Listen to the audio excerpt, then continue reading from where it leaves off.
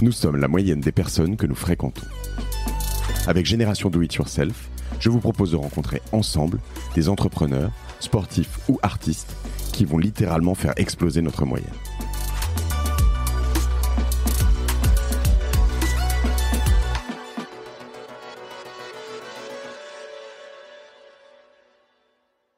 J'aimerais partager une réflexion sur justement la valeur perçue, la perception de prix des objets qu'on achète et qu'on utilise au quotidien.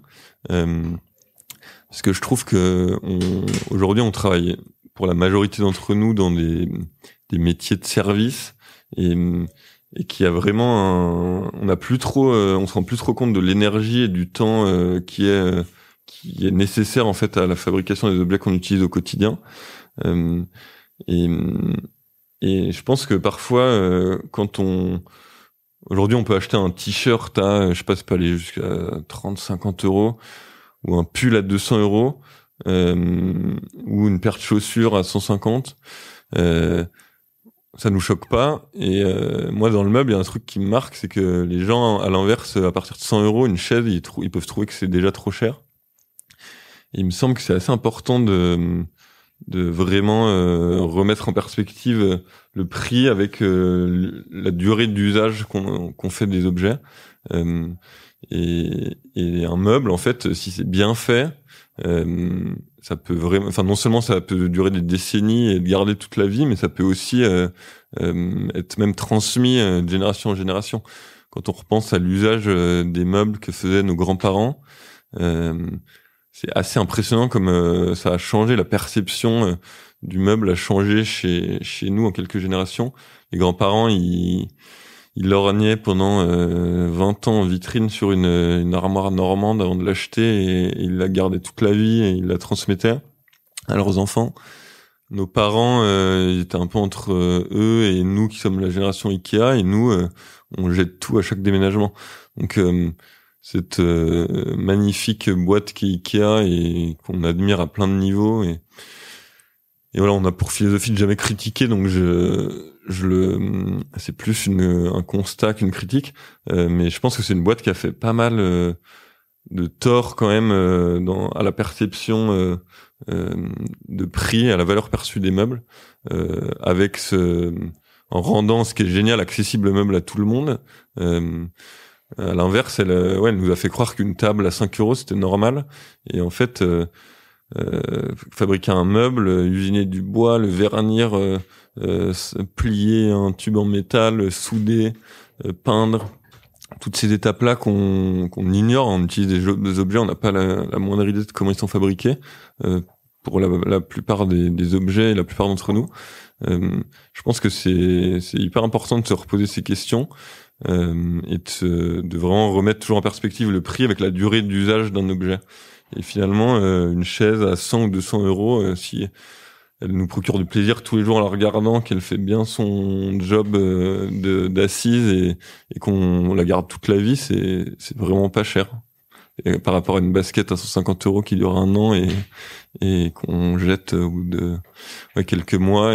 Attention sur les baskets quand même. Non, après, j'ai entendu qu'il y a le fondateur de Veja qui était passé. Ouais. Et que j'adore. Seb Cop. Oui, donc je raccroche un peu avec ce que tu as dit sur la valeur de la prod, c'est ça, enfin de la confection derrière alors sur la toute fin, du coup, je reviens sur la fin de ce que tu dis. La difficulté, c'est que en fait, un canapé, tu veux pas l'avoir toute ta vie, tu vois. Enfin, j'imagine, à un moment, en fait, tous les 10 ans, tu veux le changer. Ouais. Alors, ce qu'il faut aussi dans la valeur parce que de certains objets, moi, c'est aussi ce que j'aime dans le vintage, tu vois, c'est que en fait, quand t'achètes du vintage, enfin, justement, je reprends du Knoll ou je sais pas, peu importe, hein, mais j'ai des belles lampes chez moi qui viennent du Danemark, un beau designer, j'ai oublié le nom. Tu sais qu'en fait, si tu les revends dans 5 ans, tu les revendras en plus le même prix ou plus ou moins, mais en fait tu les revendras.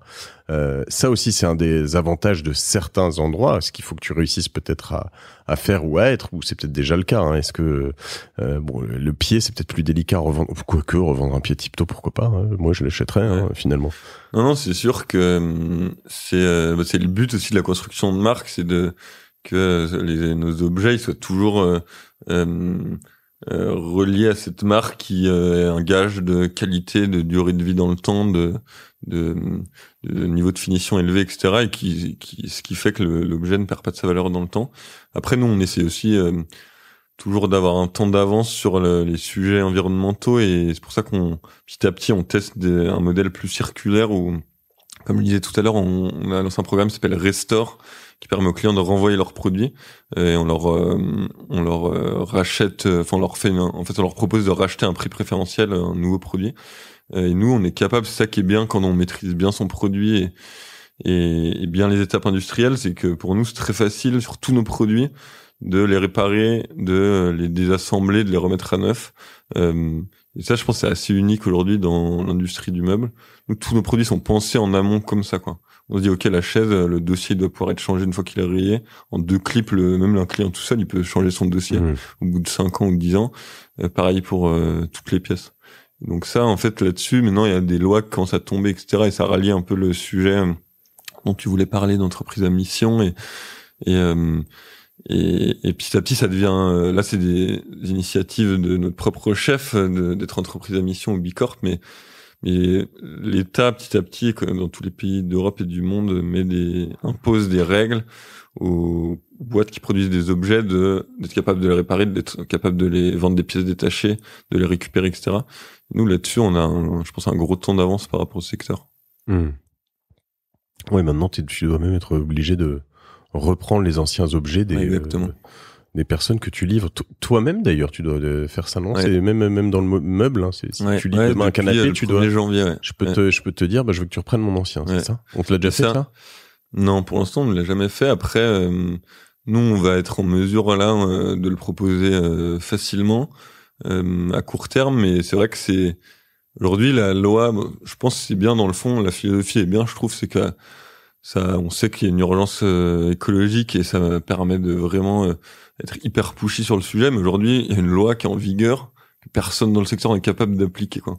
Ouais. Et je vais pas citer de nom, mais les grandes enseignes pas chères de meubles, même si certaines sont esthétiquement sympas et tout, attrayantes, qui fabriquent tout en Asie, j'ai aucune idée de comment elles vont faire, quoi. Parce que récupérer leurs produits, c'est compliqué. Les réparer encore moins, parce que tout est fait à l'autre bout du monde.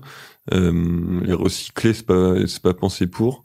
Donc ouais, c'est bien, mais il y a du boulot, quoi.